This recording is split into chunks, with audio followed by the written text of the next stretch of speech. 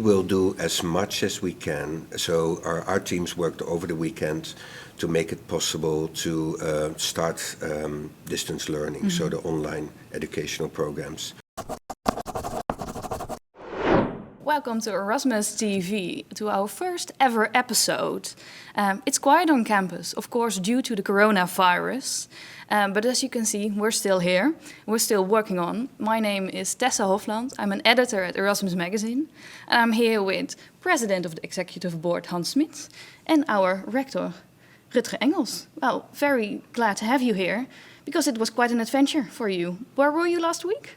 Yeah, so I was with a team of the university in Los Angeles. So we visited UCLA, so the University of Los Angeles, and to talk about outreaching programs. And but we had to come back Due to the travel ban. Yes, so we actually had a whole day Wednesday in UCLA, and then we had the drinks at the bar, and then we got a notification that the president would close the country for Europeans, and within an hour we got tickets for the next day back. Why was it so important for you to come back, to rush back here? Of course I want to be here. I want to be here at the university to take responsibility, to do everything I can to work with the teams here to lead the continuity of the university. And to talk about the continuity, we're here with several cameras. Shouldn't they be busy recording teachers and lecturers for the continuation of education?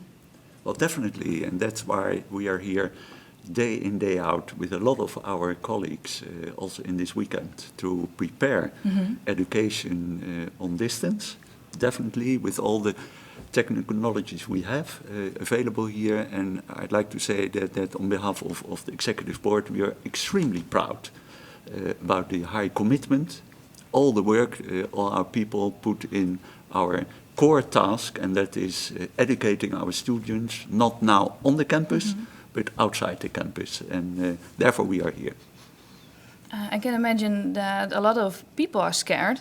We get a lot of questions from students, but also from researchers, for everybody. How is it for you personal, due to the coronavirus? Well, personal, of course, it's quite bizarre. There is a transformation now going on in our university, because you see every day normally 1,000 students walking around, and there is an atmosphere, busy, etc. Now we are busy, but at a distance. So that you have to change your mind, but we are all doing that, and the commitment is so high. So I think we will be successful as much as possible to continue with our core task, that is educating our students. You must also hear a lot of news from medical students due to your own daughter who's studying medicine in Groningen. Does it make it even harder? Because that's, of course, a place where the work pressure will get very high nowadays. Yeah, that's true. So she's studying at the medical school, and now basically doing her interns, and they stopped. So, but they are now working on a program, and to actually include these students who can't do the normal interns, to include them in the regular process of care. I just talked yesterday with the Vice Dean of Education of the medical school, Maarten Frens, and they are starting up that exactly the same thing. So all the students who can't fulfill now their internships, but are highly well trained here, how can we make them useful? And I'm super proud about that we do that kind of stuff. Well, and also for your daughter then, is she concerned about study delay? Is it something you already haven't made a decision on?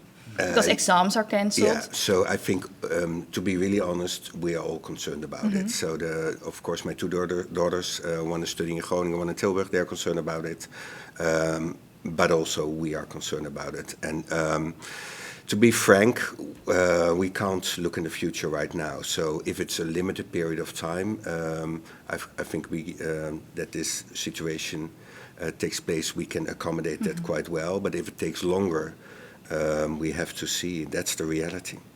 Because all students in the first year, for almost all studies except for medicine, have to get all their points in the first year. What if that's what if students can't make that?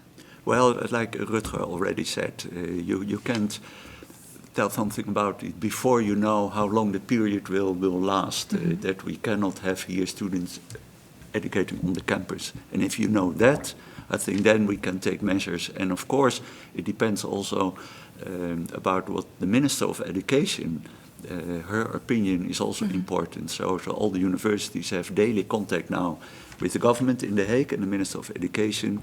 And I think that if the final date is known, that we have to go back to the normal situation, I think then we can, and of course we will prepare that, can answer your question. Because we collected some questions from students. Some are very practical. For example, I have a study book at home. Do I get a fine if I keep it at home because the library is closed?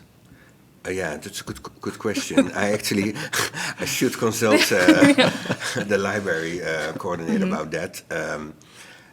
In general, I think we should be, in this kind of circumstances, you should also be pragmatic and flexible. Right now, we decided to, for instance, to give an example, we want to facilitate that lecturers can come here to record their lectures. And we said, so we advised them to come with their own transport. If they come by car, we opened here the garage for free.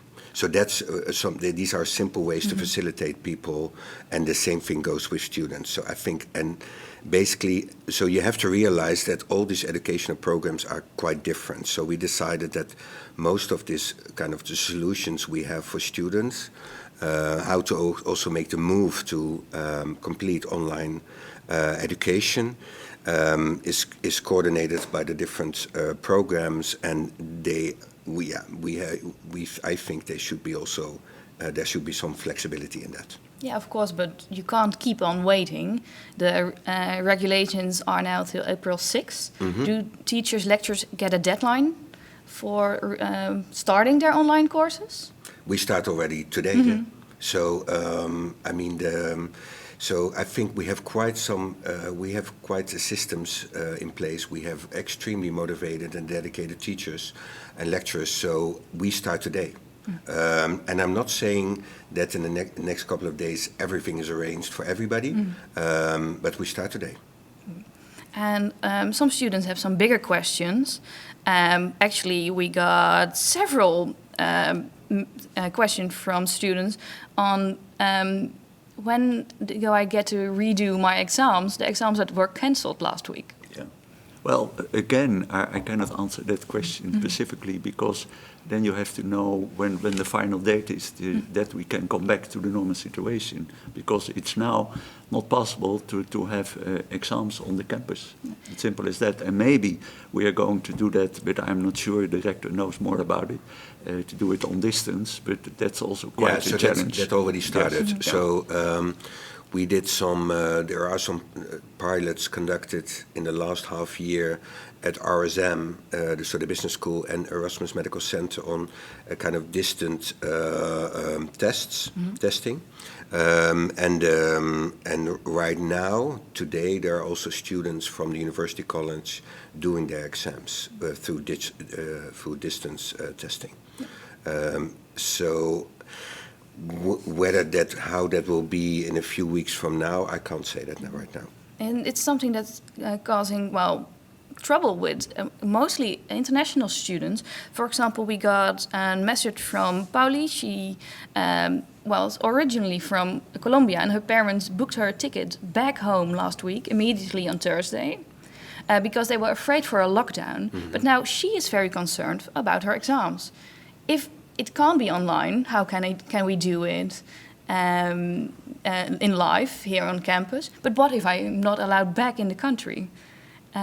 What do you say to students? Because they must also come to the university. Yeah, so to be really clear, we care a lot about our students and the welfare for our students. So if some of these students make a decision to go back to their home country, I fully understand that. And I think that in this kind of circumstances, I can understand that you want the support of your family, or that you want to take care of your family even. And I think all the programs have to do as much as possible to accommodate these students in the next while, in the next period. How that precisely will be in this case, I can't say. I mean, I advise this student to contact the program officer. And there are, of course, also students from the Netherlands studying abroad. Yeah. In universities of America, in the States, are calling back their students from all over the world. Is it something you're considering? Definitely. We have an overview of our students abroad. And if they want to come back, we will help and facilitate them. So we care about them. Dus definitely we're having a look into it, yes. So we have an overview of all the students that are here, but that are registered at our university, but they're now abroad. Yeah. We have an overview per education, per track, per program, and we are in contact with them. And if they want to come back, we will facilitate that. Yeah. It becomes harder, of course, in the next couple of days, probably. Yeah, because it's, of course, quite unknown how the couple of days will go. Exactly. Yeah. What are you communicating to the students who are living here on campus? Every day there is a bulletin to the students about the developments, what we are doing, how the situation is, internationally, nationally, etc. So that's what we do. And that varies day by day, because the developments are very quickly. Some within hours, things change. I imagine that all the restaurants here on campus will close, or are closed. Yes.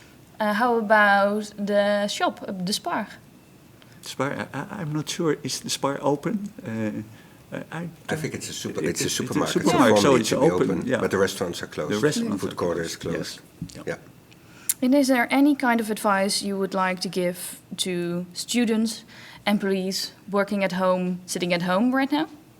Yeah, so we will do as much as we can. So our teams worked over the weekend to make it possible to start distance learning, so the online educational programs.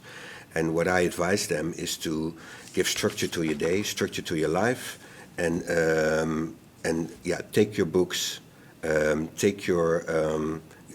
start reading, prepare for your exams, go not physically to your lectures, but digitally to your lectures, and when it's available, when it's ready, because structure in your life is crucial, I think.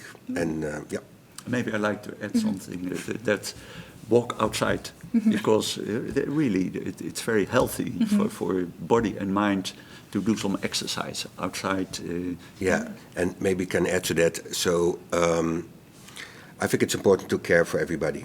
So if you worry about somebody, or that somebody is more isolated than others, reach out. That's what I would say. What I do, I mean, I have two older parents, and my brothers and I are like in daily contact through Skype with them to check in with them. And I do that next to my job, of course, and I suggest that everybody is doing that also for our fellow students, also for the students that are from far away, that live far away and now here are on campus or studying at the university. So let's be caring for each other. And of course, it isn't that easy. You also have some smaller children. They're now free from school. Did you brought them to the office today? No, not yet. No, so my partner and I are making arrangements for that, and but that will be okay. And how with lecturers, researchers who can't make arrangements such as these? Are you helping them, facilitating them? Well, at least we know that there are some colleagues of us who definitely have to be here sometimes because we are having all the efforts to have online education. And I hope the colleagues between themselves help each other. I think that's important. But if necessary, I think we can facilitate one way or the other. We think about it, definitely. Okay, now for now, life goes on campus. We still have some PhD promotions and defenses. We have some people working here. Most people work from home, I imagine. That's true. Definitely, yeah. So, well, you see it's quite empty here. So it's really empty here on campus. Yeah. So if everybody has a question from home, you can send it. You can, of course, check Erasmus Magazine, but also the frequently asked questions paid from the university, and internationals you can also check the website from international office.